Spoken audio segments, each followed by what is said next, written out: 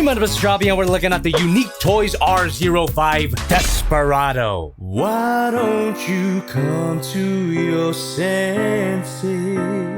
You guys don't get that reference. This is a third-party version of Megatron from the Transformers movie Dark of the Moon, which I've seen, but haven't reviewed. Couldn't have done those other movie reviews without Surfshark VPN, the sponsor of this video. If you want more detail, watch those reviews. Browsing the web with a virtual private network allows you to browse while knowing all your important stuff is private, secure, and protected. Like your emails, your passwords, your secret crush on Hollywood directors. Baka. But Surfshark does way more than protect your privacy. You can virtually travel the world by changing your IP address. You have a choice of over 3,200 servers in over 100 countries. Use that to get better deals online. Some stores change their prices depending on where you're shopping from. And there's an article in the description about price discrimination that you should read. Or you could use Surfshark to watch region-locked content on HBO Max. If you're in one of the many countries that don't have it yet, just switch your country to America. And there you go! Surfshark VPN also includes Surfshark Alert, letting you know when your sensitive information's been compromised in any way. It's available to download on iOS, Android, Mac, Windows, Linux, just about everything. So check the link in the description and use my code JOBBY to get 83% off and 3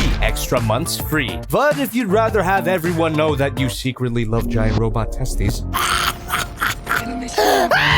there's a 30-day money-back guarantee. Unique Toys is one of my favorite third-party Transformers companies ever, based on their brilliant engineering, which is mostly in service to the movie stuff. And to clarify, they're not dead, thank Primus. They did Challenger, Dragoon, LaHire, Nero, Perukil, and now we have Desperado. What the fuck? This overly clean and green abomination is the original version of the figure, and it was so goddamn ugly that it completely ruined the figure for me. So this beauty is the battle damage version, much better. And you get a few chains to replicate his look in the film, but my copy only came with 2, one long, one short, not enough to replicate that X pattern you see on his chest. So I took some more chains from my original version of the figure, but why do I have both versions, don't ask? The instructions don't tell you anything about chain management, so what I did was connect the 4 chains using their key ring ends. And I don't gotta explain how that works, right? I connected them so they formed that X pattern, and at the other end of all of the chains, you can hook them onto the included holster, which plugs into the back. You can tell where the designated holes for the chains are. Wrap it around and adjust it correctly, and you should get something that looks like the film. But with that extra bit of chain, I wrapped the waist just like how it looks in the film. That one connected to the remaining hole, and I connected the other end to one of the chains itself, just to give a little more asymmetry. And finally, shoved the shotgun into the holster to complete the look. We'll talk more about the gun later. I'd say the chains are necessary for the design, but with or without the chains, the painting and the sculpting on this figure is amazing. I'll give our old friend Michael some credit. This is a great design, and the figure captures his appearance in the movie almost perfectly. But is it just me, or does he still look a bit too green? I don't think it would be as noticeable if there wasn't this patch of metallic here. But is that movie accurate? I wouldn't remember. I haven't seen Dark of the Moon since it came out. The only part I remember is "No, Optimus!" But the weathering does a good job at blending the green and the metallic together. Way better than the original version, which, why does it even exist? This battle damage version should be the only version as far as I'm concerned, which you could get at the Shozy store. Links in the description. It doesn't hurt anymore. The all-important weathering is mostly just the heavy coat of dark brown dry brushing. There's really no shading or highlights on the figure, nothing much deeper than a messy application of paint. Honestly, some of you guys could probably do better. So that's why people would buy the original version. Like you would ever think to paint it yourself. Go back to hell and never talk to me again. But the more time I spend with the figure, the better it looks. And boy, does it look good from all sides and all angles. Classic Unique Toys engineering. The only noticeable kibble are the tires on his feet. And yeah, that's pretty much it. And it's the kind of kibble that should be there. But if you really wanted to do some kibble hunting, you could always look under his armpit, and you'll get a slight glimpse of what's to come for the transformation. You can tell it's gonna be one of those inside-out deals. Another Unique Toy staple. I just hope the transformation isn't freaking insane. And the head sculpt is freaking insane. Beautifully detailed and painted. Love those wires on the inside of the head. Looks like Megatron's got a bad case of acne. Can't relate. And on the back of the head, there's a really well hidden button that if you push it, the eyes light up. Oh my lord, Megatron, that looks amazing. Batteries are included, at least on my copy. But even without the light up feature, the eyes are painted and pretty well. And for the cherry on top, you get an opening mouth. You can just hear some iconic Hugo Weaving Megatron quotes. There's only two genders. So let's take a look at that previously mentioned shotgun, specifically the fusion shotgun. While this weapon is weirdly human, it's a cool design and highly detailed. But that's really all it is, a nice solid piece. No gimmicks whatsoever. No light up feature, no pumping action, just a cool looking weapon, and that's okay. And of course you can put it back into that holster, which is not the tightest holster, but it allows for some quick draws. But what's the point of a shotgun if you can't hold it? This tab on the handle plugs right into this hole on the middle finger, wrap the fingers around, and there you go. Looks great, and you even get the option to plug it into his gimp hand, which is as simple as tabbing it in. Looks better in his good hand, but it's cool that you have the option. And to make him look even more like a bum, you get a raggedy cloak, or tarp, whatever you want to call it. Just a piece of microfiber-like material that's been actually torn to shreds. Make sure you don't pull a thread here. Once again, the instructions tell you nothing about how to attach the cloak. The only clue you get are these two Velcro dots. So just stick them together, drop it on his head, and Google some reference pictures so you can get this to look as good as you can. This feels strangely like I'm dressing up a doll. I don't do that. What are you, gay? Once there's some semblance to the movie design, it looks fantastic. Looks like a genuine resident of California. A little more trouble than it's worth. After all, didn't he just have the cape for one scene? While the cloak looks great, I could go with or without it. It's really an accessory for Dark of the Moon super fans, which you're not one of them, right? Right? You also get a card, stats on the back, high quality material, and you get a card for Nero for some reason, also stats on the back. This card might have been a mistake on their part. You also get this little guy, whose name is apparently Igor. You know, the classic Transformers character, Igor. Bravo, Michael. Fun little guy that features some good detail and even some posability. Ball joint at the arms allows for rotation at his left leg, and a slight ball joint at his right leg, which also rotates. And that's it. And for the final set of accessories, these two runners. And these distressingly tiny things are apparently the little bugs that crawl around Megatron's head. Relatable. I have lice. Might be a named character, but I really don't give a fuck. They're never coming out of the runners. So the figure obviously looks great, but is he fun to handle? Yeah, I'd say. Most of his joints are tight and hold their position pretty well, but I'm not a fan of how the ratchet joints at the legs are a little too wobbly. Too much wiggle between the clicks. But he is satisfying to hold. A nice heft thanks to some die-cast metal, which is not immediately apparent. You really gotta feel for it. But pretty much the thighs and a lot of the internals of the chest. All the plastic parts feel high quality as well. Nothing feels overly brittle. Except the gimp hand. I don't trust this finger for a second. But I do trust his posability. Swivel at the head. You're gonna extend the neck, which allows a full 360 rotation and lets him look up that far and look down that far. A double hinge joint, as you can see. This shoulder titty can move up, which gives clearance for the arm to move out, and you can put that back down. Rotation at the arm, ball joints at these little wings, which you should be really careful about. These were a little too tight out of the box. Every ball joint can be a swivel. These thingies are on a hinge joint and a ball joint. Double bend at the elbow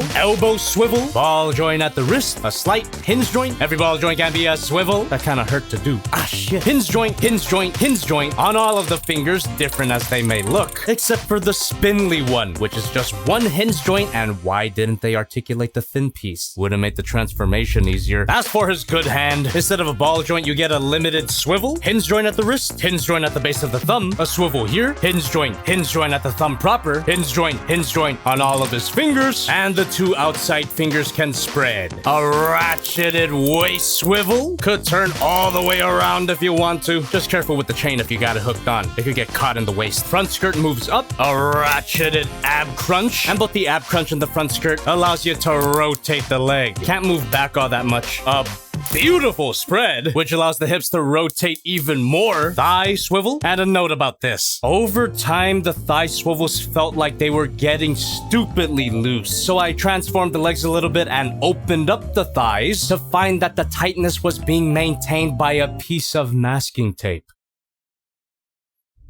If that's a good enough solution for Unique Toys, it's good enough for me. But replace the masking tape with the medical tape that I used to keep this mic in place. And after about 4 layers of that, oh yes, there's a spring-loaded piece at the calf, and it should move at the same time as the bend at the knee. And if you unhook this piece, untab that, and untransform the leg, you get another bend at the knee. But I don't like counting that one, more for the transformation up and down at the toe. It's on a soft ratchet, a beautiful toe pivot, and a heel pivot to go along with it. Kinda tricky to stand up the figure because of how the feet are designed, but it's totally possible and totally posable. There's a great range of articulation here. I mean, it's no light of piece, but it doesn't need to be. Gotta emphasize that ratcheted waist swivel. I think that piece of articulation should be required for every figure of this weight and size. Size comparison time. Here's Figma Madoc Economy, Haya Toys Godzilla, Magic Square Light of Peace. My previous review, the Master Grade 3.0 RX-78-2 Gundam. G-U-N to the D-A-M.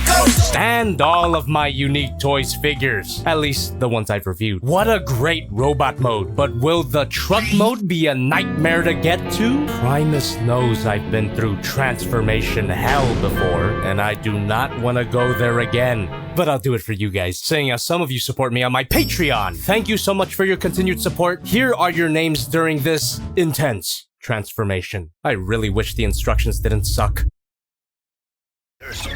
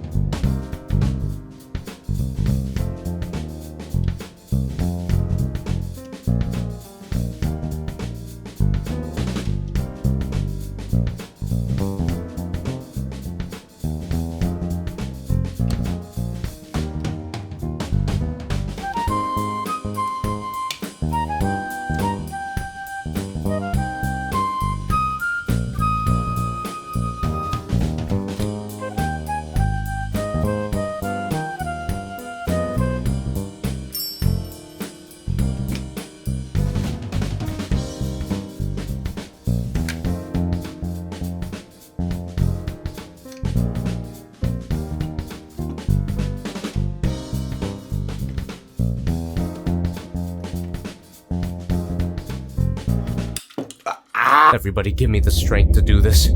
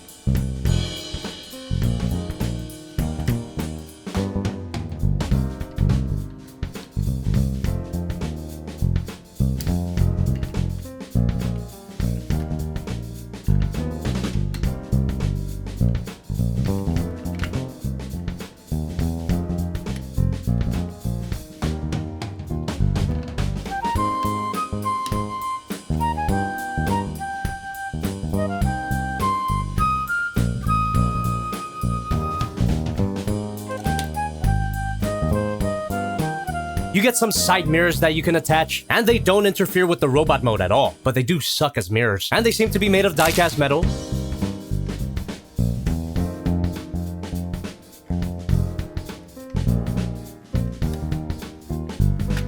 And finally, a bit of weapon storage, like water in the desert.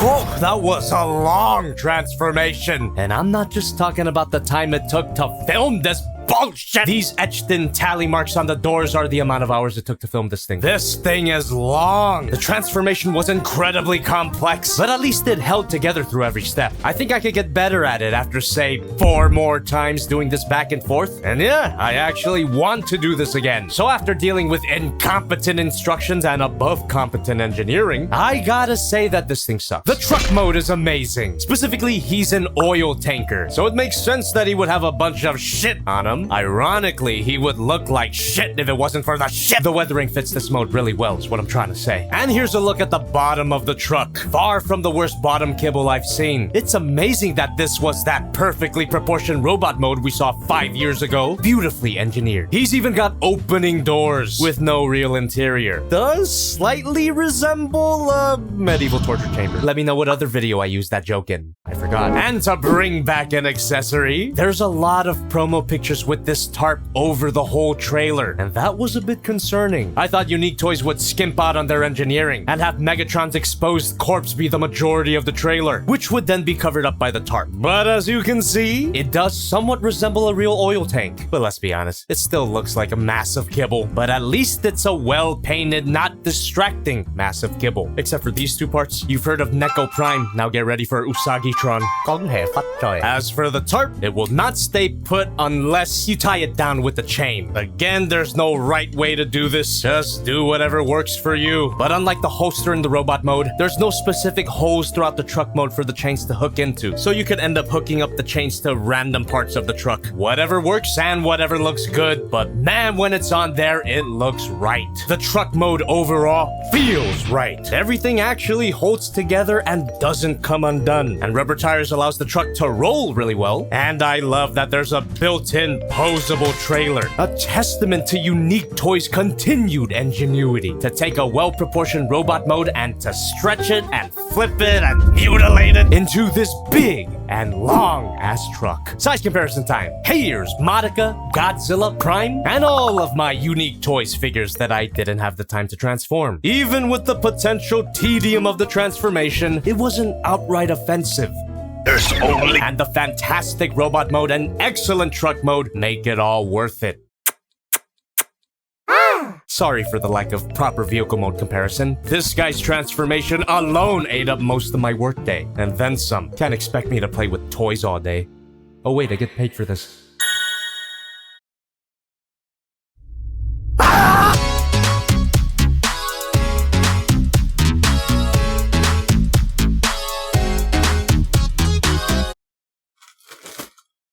Is happening.